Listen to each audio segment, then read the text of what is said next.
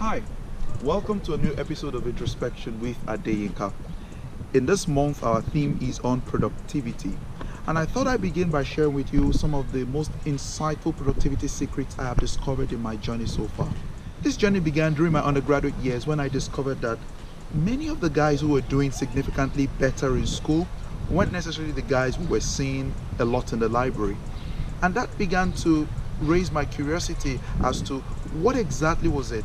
That was there a correlation between the number of hours we spend in the library and the grades we get subsequently after exams? I began to see that there was really a huge discrepancy here, and that then led to my quest to understand productivity even better. And as I walked through into my PhD years, having understood some of these secrets, in this episode I share with you some of those insights that I think will be beneficial to your productivity journey as well.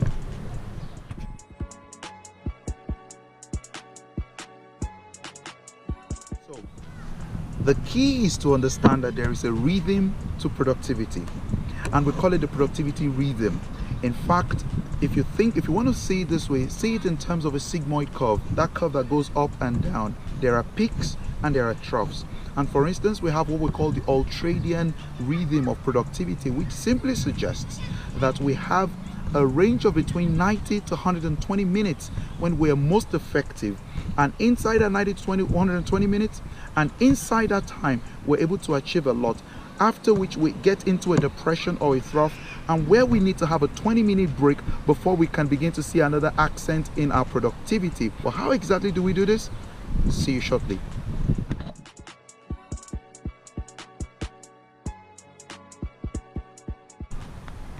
Three things I'd like to share with you along the lines of my experience with being very productive at the things I have to do daily is the number one: assign your most demanding tasks to the times or periods of your highest energy level. This is because when your focus is at its peak, you want to make sure you deploy that focus, limited resources, to the things that you need to do that require a lot of energy from you. Just think about cutting down a tree with a sharp axe or with a blunt axe. The second thing, however, is that in order for us to achieve the first thing, we need to stay on top of our daily goals and weekly goals. Now, I know there is a cliche that exists out there about setting daily goals or having your to-do list written and so on. In this context of productivity, it is not really the key to success. It is just an ingredient to success. This implies, therefore, that in looking at your to-do list, you're looking at how important they are and how much energy they're going to take from you, and matching those energy levels with those particular tasks. Now, remember I just mentioned to you earlier about Ultradian curve, which says that we're most productive between 90 to 120 minutes. That implies that in the first 2 hours of your highest energy level, you want to make sure you're doing that thing that is so demanding on your to-do list, because you've mastered your to-do list. That's that. Finally, in the Ultradian rhythm of productivity, it speaks to the troughs and the fact that you need about 20 minutes to reset yourself into getting back to another high.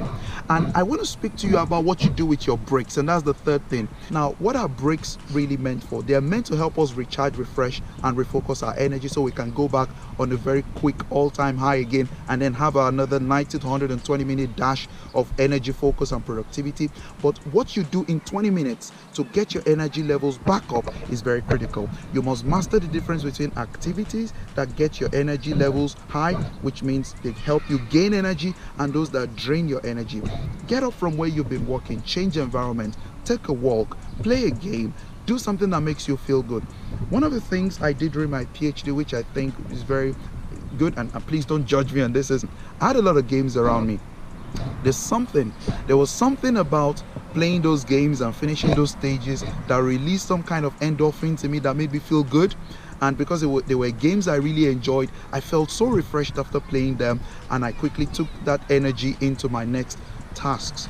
So that's it, guys. Three things. Number one, understand your energy levels every single time of the day and match your most demanding tasks to suit your energy level. Second thing is, have your to-do list ready. Know the things that takes a lot of energy from you, and know the things that take the least amount of energy from you, and make sure you use this wisely. Use your energies wisely in dealing with these things. And third thing is, whenever you're hitting a down or a rock bottom, Have a group of activities or things that you do that get your energy back up, help you refresh, refocus very quickly in 30 minutes, 1 hour, and get you back to an all-time high, so you can then deploy your energies again into getting things done on your to-do list. This was very significant to me finishing my PhD, and to me, in fact, doing very well in school. And now that I'm working, I'm finding this even super useful in getting my productivity levels at a very good high all through the day. Thanks for watching this episode, and I'll see you some other time.